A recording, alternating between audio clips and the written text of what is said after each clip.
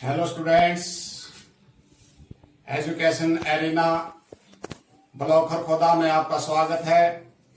Dear students, हम पढ़ रहे हैं एडवर्ब और पिछली कई क्लासेस में हमने एडवर्ब क्या होती है, एडवर्ब्स के प्रकार और एडवर्ब को कैसे आइडेंटिफाई करते हैं इसके बारे में पढ़ा। तो डियर स्टूडेंट्स, आज हम पढ़ेंगे पोजीशन ऑफ एडवर्ब। किसी सेंटेंस में एडवर्ब की पोजीशन कहां पर होती है, उसकी प्लेसमेंट कहां होती है सेंटेंस में, आज हम इसके बारे में डिटेल से अध्ययन करेंगे। तो डियर स्टूडेंट्स, देखिए एडवर्ब ऑफ टाइम लिखा है हमने सबसे पहले, जैसे today, yesterday, tomorrow, daily, before, after, etcetera. कुछ ऐसे वर्ड्स हैं जो हमें टाइम के बारे में बताते हैं। डियर स्टूडेंट्स, हमने इसकी पहचान के लिए बताया था कि वर्ब के साथ वहन का जो रिप्लाई देने वाला वर्ड होता है या कोई फ्रेज होता है वो एडवर्ब ऑफ टाइम कहलाता है। आई विल कम टुमारो, मैं कल आऊंगा, इसके साथ जो एक्शन वर्ड है कम, इससे हम यदि वहन लगाकर के प्रश्न पूछेंगे तो रिप्लाई में जो वर्ड होगा वो आपका एडवर्ब ऑफ टाइम होगा।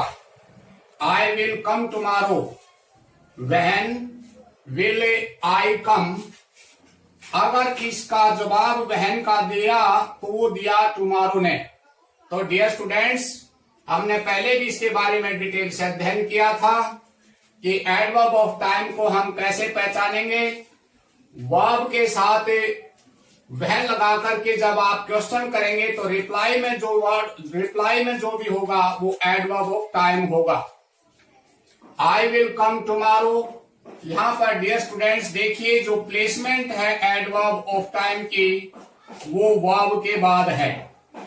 तो यहां से एक अगला सेंटेंस देखिए, he celebrated his birthday last night. तो डियर स्टूडेंट्स, यहां पर जो लास्ट नाइट है वो एडवर्ब ऑफ टाइम है। तो देखिए यहां पर क्या डिफरेंस है दोनों सेंटेंसेस में। ये कम जो है एक ट्रांजिटिव वर्ब है जो अपने साथ ऑब्जेक्ट नहीं लिए हुई, जबकि दूसरे सेंटेंस में ही सेलिब्रेटेड हिज बर्थडे, इसमें जो ये बर्थडे है ये इसका ऑब्जेक्ट हुआ। तो देखिए एडवर्ब ऑफ टाइम कहां पर यूज हुआ, मेन वर्ब के बाद। और यदि किसी सेंटेंस में वो ट्रांजिटिव वर्ब हो और बाद में ऑब्जेक्ट हो तो वो एडवर्ब ऑफ टाइम जो है वो लास्ट में लिखा जाएगा। नेक्स्ट चलिए, adverb of manner. Adverb of manner के बारे में हमने बताया था कि एडवर्ब ऑफ मैनर को कैसे आइडेंटिफाई करें। तो डियर स्टूडेंट्स, वर्ब के साथ हाउ या इन व्हाट मैनर लगा करके जब क्वेश्चन करोगे तो रिप्लाई में जो मिलेगा वो आपको एडवर्ब ऑफ मैनर के बारे में बताएगा। Fluently, slowly, happily, beautifully, bravely, etcetera ऐसे वर्ड्स हैं जो हमें किसी एक्शन के होने के मैनर के बारे में बताते हैं कि जो एक्शन हुआ है वो कैसे हुआ। तो डियर स्टूडेंट्स, यहां पर देखिए, दे फॉट ब्रेवली, वे बहादुरी पूर्ण लड़े, बहादुरी के साथ लड़े वे। तो यहां पर ब्रेवली जो है एडवर्ब ऑफ मैनर है जो फोर्थ वर्ब के मैनर को बताने वाला वर्ड है।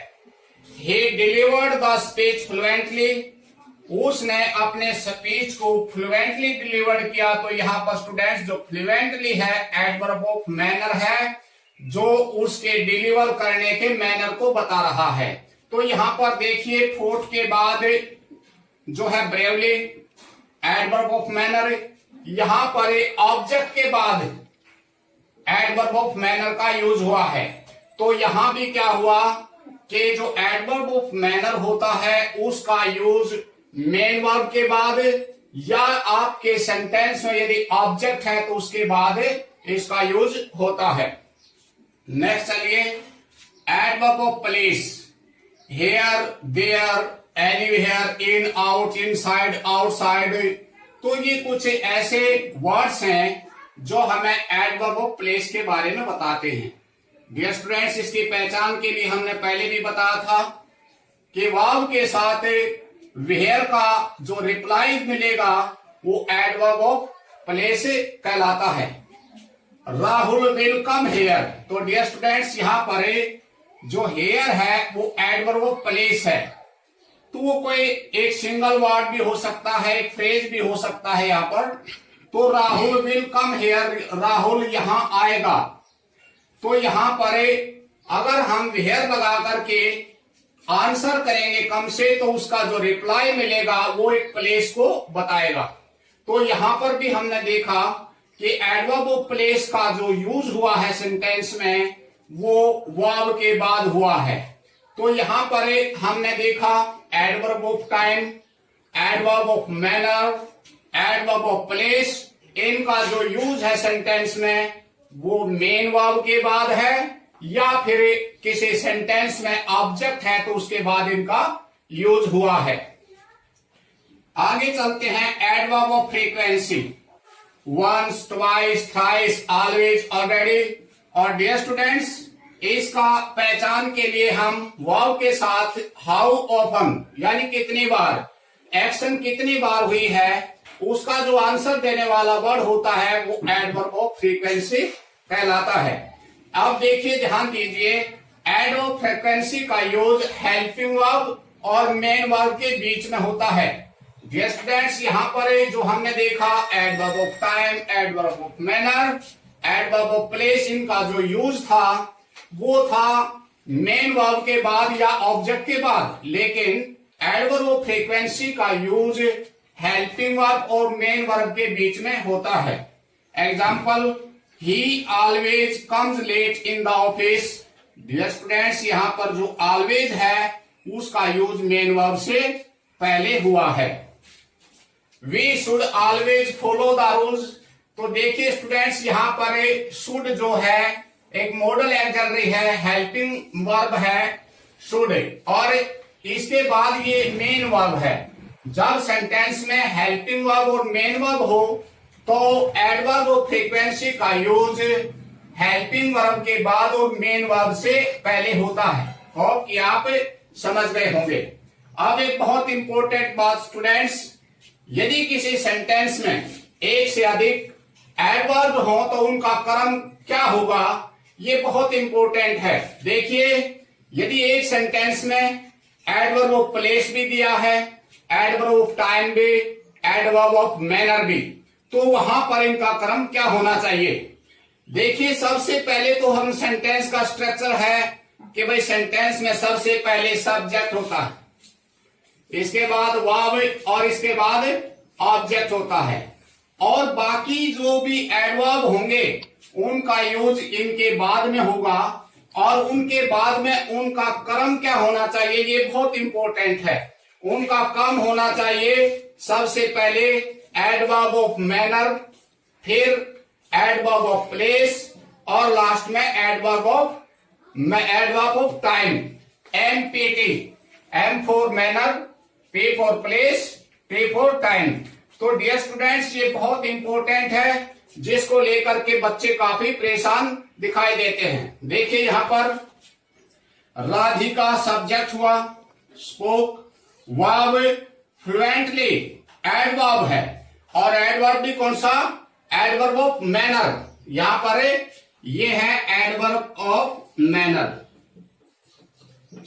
शॉर्ट में लिखा इन द क्लास, ये हो गया प्लेस, कहां पर, क्लास में, ये हो गया प्लेस। यस्टरडे, कब, कल, तो ये हो गया टाइम।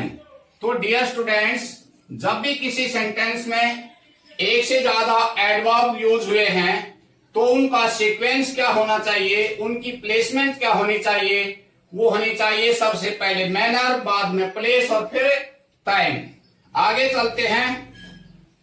यदि सेंटेंस में कई एडवर्ब और टाइम का प्रयोग हुआ हो तो सबसे पहले छोटा टाइम आता है, उसके बाद उससे बड़ा, और जो सबसे बड़ा टाइम होता है वो सबसे लास्ट में रखा जाता है। तो डियर स्टूडेंट्स यहां पर देखिए, ही केम हेयर एट 7 o'clock। यहां पर ये 7 o'clock भी टाइम है और इन द मॉर्निंग भी टाइम, दोनों टाइम है, एडवर्ब ऑफ टाइम दोनों।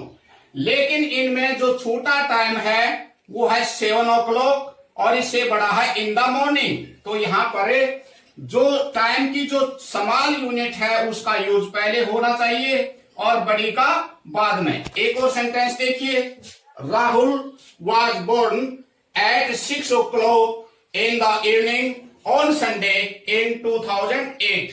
तो डियर स्टूडेंट्स देखिए, adverb of time in the evening एक फ्रेज है जो हमें टाइम के बारे में बता रहा है, ऑन संडे भी टाइम है और इन 2008 भी टाइम है।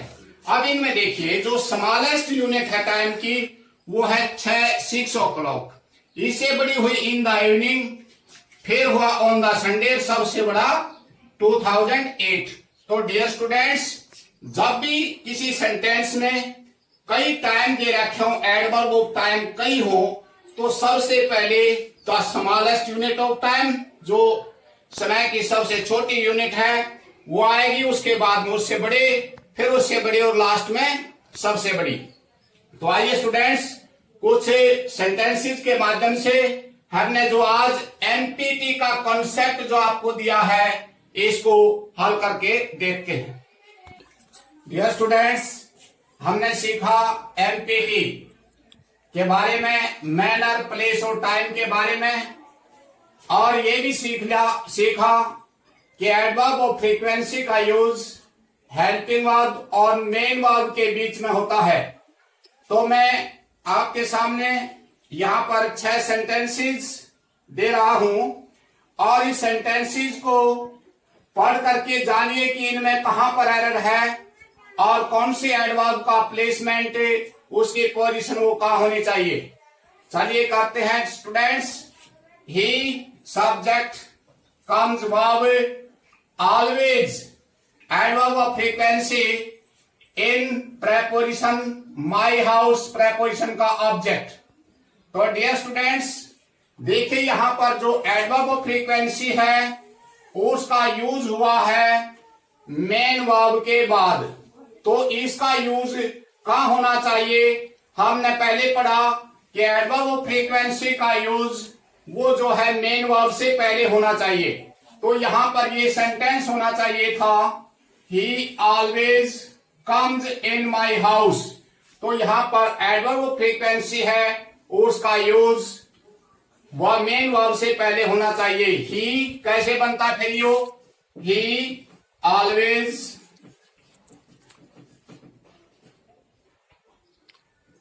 Comes in my house. तो ये सीक्वेंस होना चाहिए था इसका। नेक्स्ट सेंटेंस में, he is making always the same mistake. देखने में तो सेंटेंस बिल्कुल ठीक लग रहा है, लेकिन स्टूडेंट्स देखिए यहां पर जो ऑलवेज है इसका यूज हुआ है मेन वर्ब के बाद, जबकि कंसेप्ट क्या कहता है कि एडवर्ब ऑफ फ्रीक्वेंसी का यूज जो है वो हेल्पिंग वर्ब और मेन वर्ब के बीच में होना चाहिए। तो ये होना चाहिए था, he is always making the same mistakes. Next sentence में चलिए, द गर्ल सब्जेक्ट हुआ, same verb last night. Last night क्या है? टाइम हुआ। ब्यूटीफुली एडवर्ब ऑफ मैनर, ये हुआ मैनर। तो डियर स्टूडेंट्स क्या होना चाहिए? होना चाहिए कि वर्ब के बाद जो है उस वर्ब को बताने वाला मैनर होना चाहिए। तो यहां पर क्या होना चाहिए था? The girl sang beautifully last night. तो यहां पर जो एडवर्ब ऑफ मैनर है उसका यूज टाइम से पहले होना चाहिए। तो ये होना चाहिए, the girl sang beautifully last night. Next चलिए, he came at 7 o'clock to my house.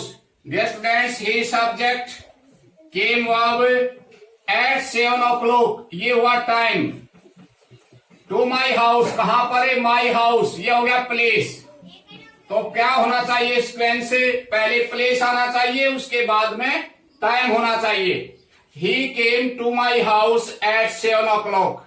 तो इस प्रकार अब यहां तो देखिए ये तो टी और पी बन रहा है, टीपी, जबकि होना चाहिए पीटी। पी पहले आना चाहिए और टाइम बाद में आना चाहिए, पहले प्लेस होना चाहिए। नेक्स्ट सेंटेंस में चलिए, they last evening went to Delhi. ये जो है प्लेस को बता रहा है और लास्ट इवनिंग जो है टाइम को। तो क्या होना चाहिए? यहां पर जो प्लेस है वो टाइम से पहले आना चाहिए। They went to Delhi last evening, ये इसका सीक्वेंस होना चाहिए। नेक्स्ट चलिए, he spoke loudly yesterday at the meeting. Dear students, he subject, spoke verb, loudly manner, बोलने का जो ढंग बता रहा है, yesterday time, at the meeting place. तो सीक्वेंस क्या होना चाहिए? पहले मैनर, फिर प्लेस और फिर टाइम होना चाहिए। ही spoke loudly eight the meeting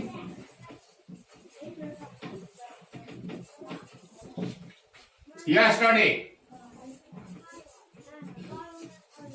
तो डियर स्टूडेंट्स, अगर आप एमपीटी कंसेप्ट को याद रखोगे तो एडवर्ब, किसी भी सेंटेंस में कितने भी एडवर्ब दे रखे हो तो आप उसमें गलती नहीं करोगे।